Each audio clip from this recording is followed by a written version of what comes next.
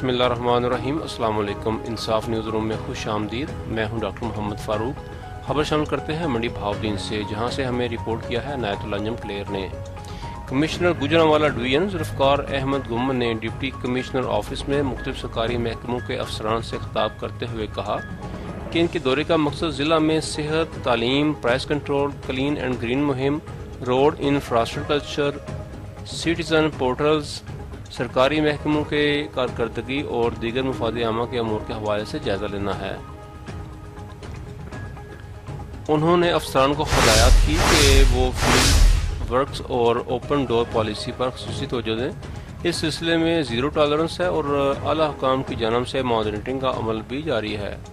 انہوں نے کہا کہ افسران کو ہدایت کی ہے کہ وہ ترقیاتی پروجیکٹ کے حوالے سے کنسلٹنٹ کی خدمات کو ترقیاتی کاموں کا لازمی حصہ بنایا جائے اور روڈ انفراسٹرکچر پر خصوصی توجہ دی جائے۔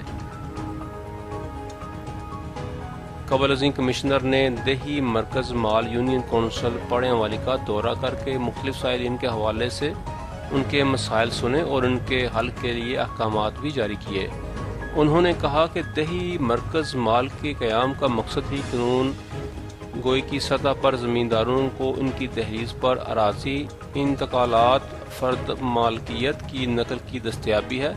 کمشنر نے ٹی ایچ کیو ہسپتال کا دورہ کر کے ہسپتال کے مختلف شعبوں کا معائنہ کر کے مریضوں کو دی جانے والی طبی سہولیات کی فراہمی کا جائزہ لیا۔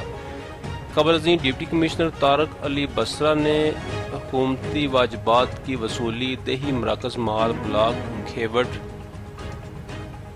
Mutation issues, revenue, court cases, price control magistrates کی کارکردگی، کرونا ویکسینیشن، انسداد ڈینگی اور پولیو، شجرکاری، قیمت ایپ اور سالانہ ترقیاتی اسکیموں کے حوالے سے تفصیلی بریفنگ دی۔